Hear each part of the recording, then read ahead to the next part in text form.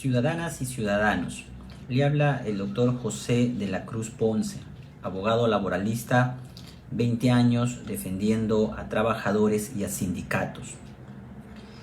He tomado esta decisión de realizar este video para dar los argumentos técnicos, jurídicos laborales y constitucionales de por qué los trabajadores deberían votar por Pedro Castillo y no por Keiko Fujimori. Estas razones son evidentemente jurídicos laborales, como vamos a expresar. En primer lugar, no debemos olvidar que la política, ¿no?, es una lucha de intereses. Todos tienen intereses en la vida política, intereses colectivos. Es decir, los agricultores, los exportadores tienen intereses. Las corporaciones, las grandes transnacionales tienen intereses. Los trabajadores tienen sus intereses colectivos. Los estudiantes tienen sus intereses colectivos. Entonces, la política es una lucha de intereses. Entonces, este video va para dar las razones de por qué los trabajadores, todo ciudadano que tiene hoy en día la suerte y el privilegio de contar con un trabajo, ya sea con contrato indeterminado o ya sea con contrato a plazo o ya sea que no tenga contrato y se encuentra precarizado sus condiciones de trabajo, pero tiene la suerte de contar con un trabajo. Este video va para ellos, para aquellos privilegiados que tienen en esta situación difícil un trabajo. Y como la política es una lucha de intereses, los trabajadores tienen sus intereses colectivos. Y es así donde deberían los trabajadores identificar en cuál de estas dos opciones se protege mejor sus intereses colectivos. Y sus intereses no son otra cosa que sus derechos laborales. Entonces vamos a explicar aquí cuáles son esos derechos laborales, esos intereses colectivos de los trabajadores que hay que proteger. La Constitución de 1993, dada por el dictador Alberto Fujimori, es una constitución que en el artículo 26 específicamente, el artículo 27 específicamente señala lo siguiente. Artículo 27 de la Constitución. La ley otorga al trabajador adecuada protección contra el despido arbitrario, dice la ley. Bien, esta ley, esta Constitución fue desarrollada, no dice la Constitución literalmente que el trabajador tenga derecho a una reposición. Literalmente no lo dice. La Constitución solo dice que la ley otorga al trabajador una adecuada protección contra el despido arbitrario. Pero ¿cuál es esa adecuada protección? ¿No? Esta adecuada protección fue desarrollado en la ley, en el decreto legislativo 728, el texto único ordenado, decreto supremo 03-97-TR, que en el artículo 34 señalaba lo siguiente, que si el trabajador es despedido arbitrariamente, solo tenía derecho a la indemnización y no a la reposición. Desde aquella época, desde que se dio esta ley y desde que se dio la Constitución, no existía derecho a la reposición ante los despidos arbitrarios, solamente una indemnización. El decreto legislativo 728 dejó la posibilidad de reposición solo para los despidos nulos, no para los despidos arbitrarios. ¿Y cuáles eran esos despidos nulos? Los despidos nulos son básicamente cuando tú te afilias a un sindicato, ¿no?, y por ello te despiden, o asumes una situación de dirigente sindical y por ello te despiden, o por una situación de discriminación de raza, sexo y otro, puedes alegar reposición, o cuando estás embarazada y también puede ser la reposición. Sin embargo, estos casos son muy escasos. Además, sindicatos casi ya no hay en las empresas. Por lo tanto, este despido nulo solo protegía en estos supuestos muy específicos. Y como dice el dicho popular, ocurrió un despido nulo cada que moría un gato, ¿no? Pocos despidos nulos. Lo que abunda son los despidos arbitrarios, y la Constitución Política del Estado señala que da una adecuada protección. Pero ¿cuál es esa protección? Lo dijo en el Decreto Legislativo 728, artículo 34, que esa adecuada protección ante el despido arbitrario era la indemnización, no la reposición. Es por ello que toda la época de la dictadura fujimorista no existía la reposición. El trabajador se resignaba a recibir su sueldo y medio por año cuando era despedido arbitrariamente. Así fue toda la época de la dictadura, y eso lo deben recordar los padres y deben comentar a sus hijos, que no había derecho a la reposición ante un despido arbitrario. Llegó el año 2000 y la coyuntura política cambió. Fujimori huyó del país, se quedó el que hizo la Constitución, que no estableció con precisión el derecho a la reposición del trabajador en la Constitución. El autor de esta Constitución fujimorista, el dictador Alberto Fujimori, se quedó en el extranjero, huyó del país. Se dio a los cuatro suyos en el Perú, un movimiento social, una marcha nacional. El momento político cambió. Y ese momento político hizo que el Tribunal Constitucional, el año 2001, en una sentencia famosa, ¿no? La sentencia 1124-2001, en esta sentencia famosa, el Tribunal Constitucional ordenó que los despidos arbitrarios, ¿no?, tenían también derecho a reposición. Entonces, lo que hizo el Tribunal Constitucional el año 2001 es una interpretación, ¿no?, a la Constitución. Es decir, amplió el espacio de protección a los trabajadores con una jurisprudencia que le denominamos nosotros. Entonces, el derecho a la reposición no aparece literalmente en la Constitución. El derecho a la reposición ante el despido arbitrario aparece en una jurisprudencia del Tribunal Constitucional y que es vinculante para todos los jueces de la República. Es por eso que los abogados, cuando queremos ganar un juicio sobre reposición, hacemos recordar a los jueces que existe esta sentencia. Luego, el año 2005, este Tribunal Constitucional también, en una sentencia famosa, la 206-2005, creó la figura del despido incausado y del despido fraudulento, que también tenían derecho a reposición. Entonces, a partir de esa época, el despido arbitrario, en sus modalidades, despido incausado y despido fraudulento, tienen derecho a la reposición. Pero este derecho a la reposición es en base a jurisprudencias. Es decir, si el Tribunal Constitucional cambia su jurisprudencia, ¿no?, estas jurisprudencias se caen, no tendrían ningún valor. Es por eso que las grandes empresas, no hablo de las pequeñas empresas y las micros, hablo de las transnacionales, las grandes empresas, la banca, ¿no?, están detrás de estas jurisprudencias para tumbarse esta jurisprudencia, porque es esta jurisprudencia la que genera el derecho a la reposición y no la Constitución del 93, porque no es clara la Constitución. Y entonces lo que hizo el tribunal es aclaró la Constitución.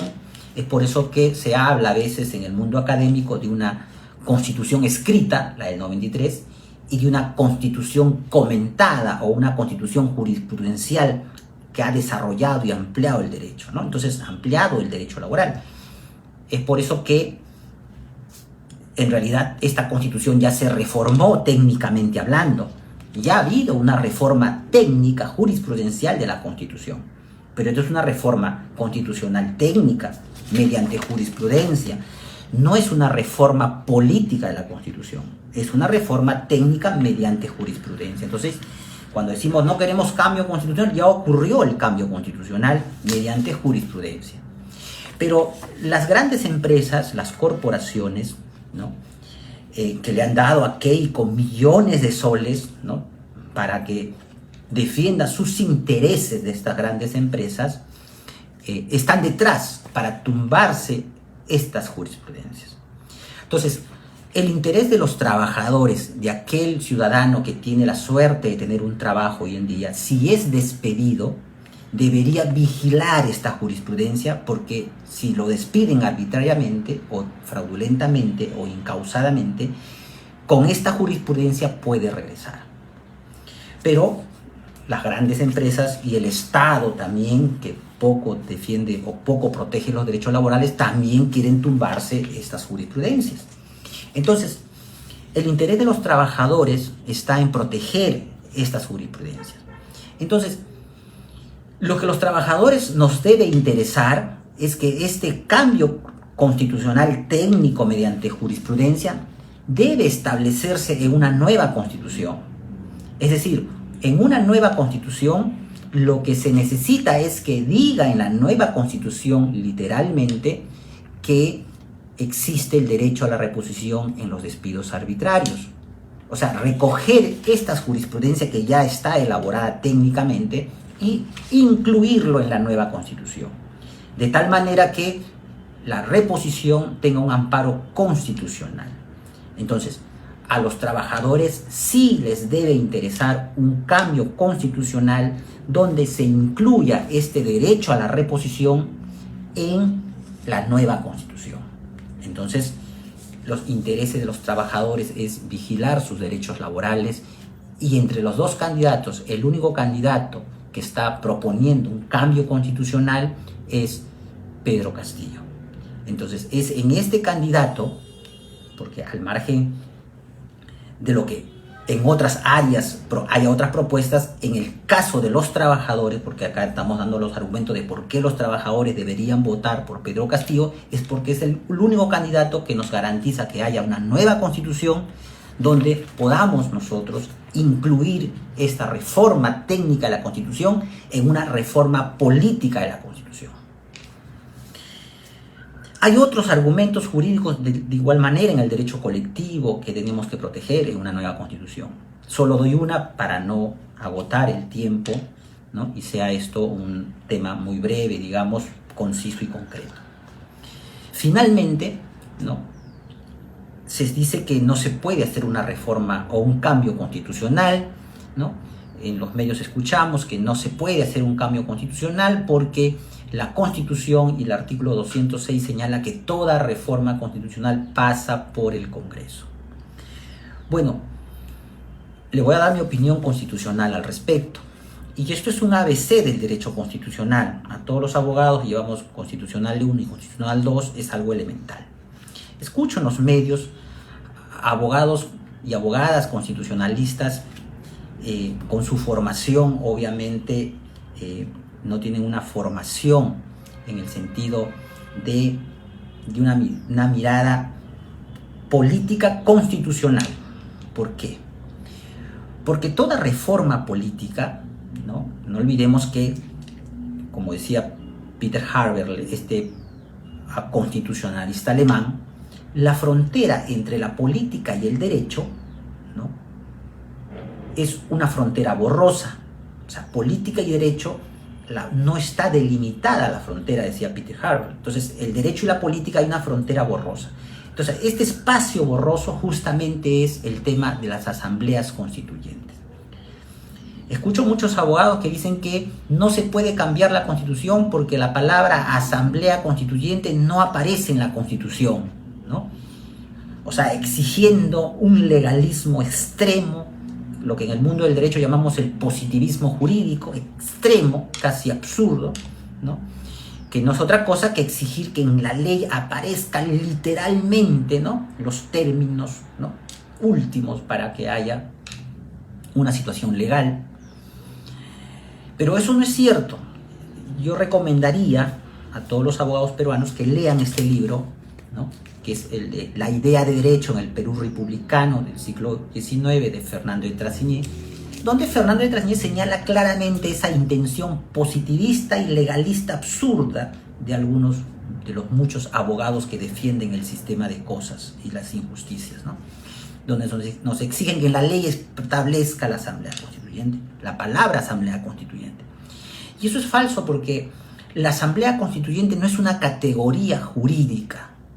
La Asamblea Constituyente es una categoría política, ¿no? Es una categoría política, es el pacto social, ¿no? El nuevo pacto social es una categoría política. Como dice Mujica, este presidente muy querido uruguayo por toda Latinoamérica, el ordenamiento jurídico es la expresión congelada de lo político, ¿no? Es decir, el ordenamiento jurídico constitucional en general es la expresión congelada de lo político. O sea, hay momentos constitucionales, es decir, la Asamblea Constituyente es un hecho eminentemente político. Y la Ley de Participación Ciudadana señala lo siguiente, que los ciudadanos, un 10% de ciudadanos recogiendo sus firmas, pueden solicitar una reforma total de la Constitución o parcial de la Constitución. ¿En qué momento lo pueden realizar esto? En un momento en que el pueblo así lo desee. Entonces, la Asamblea Constituyente es un hecho eminentemente político, no es un hecho jurídico. Que la Asamblea Constituyente produce una constitución, o sea, una norma, es lo que brota de la Asamblea y eso se va a establecer en una Asamblea. Pero la Asamblea es eminentemente político, es una categoría política y la población decidirá si hay o no hay el momento constitucional. ¿Qué significa el momento constitucional? Si los sectores sociales, los distintos sectores sociales consideran que debe haber un cambio de la Constitución, esa reforma tendrá que ser elaborada por una Asamblea Constituyente, que es una institución política, ¿no? Y que lo decidirá el pueblo si esta ocurre o no ocurre. Pedir que la Asamblea Constituyente esté establecida en una ley es digamos, legalismo absurdo y nos hace recordar esos debates entre Burke en la época entre la Revolución Francesa, ¿no? Es como pedir que la Revolución Francesa, ¿no?, haya estado en una legislación previo a la República Francesa. O sea, que una ley haya dicho que una revolución tenía que hacer la nueva Constitución francesa, ¿no? Exigir que esa revolución esté en una ley o en la Constitución anterior a la Revolución Francesa, ¿no? Son hechos políticos, son momentos políticos constitucionales. Es eminentemente político la categoría Asamblea Constituyente y eso lo decide el pueblo, nadie más que el pueblo en general. Cuando decimos pueblo no nos referimos solamente a los sectores populares, no, al populus, es decir, a los de abajo y a los de arriba, a todos los sectores sociales es el pueblo. Entonces, la Asamblea Constituyente es un tema eminentemente político que el pueblo lo debe decidir libre y voluntariamente. Por esa razón, de los dos candidatos, el único candidato que nos garantiza y nos habla de una nueva constitución es el profesor Pedro Castillo. Y es en esa nueva constitución donde los trabajadores deben, buscando sus intereses colectivos y defendiendo sus intereses colectivos, lograr incluir el derecho a la reposición en esa nueva constitución que ya está en una jurisprudencia y que la Constitución del 93 no lo protege en su totalidad. Por esa razón, vota sin miedo en esta segunda vuelta. No te dejes llevar por el temor, por la prensa vendida, por la prensa que hoy en día hace propaganda millonaria, ¿no? Y marca el lápiz en esta segunda vuelta sin miedo y sin temor, porque también la política es un tema de principio. Yo no soy afiliado a ningún partido político en la actualidad, pero hay un tema ético, hay un compromiso ético y político, como decía Platón y Sócrates, la política está vinculado con la ética, y acá hay un compromiso ético-político. No podemos votar por la corrupción y por esa razón hay que votar sin miedo. Gracias.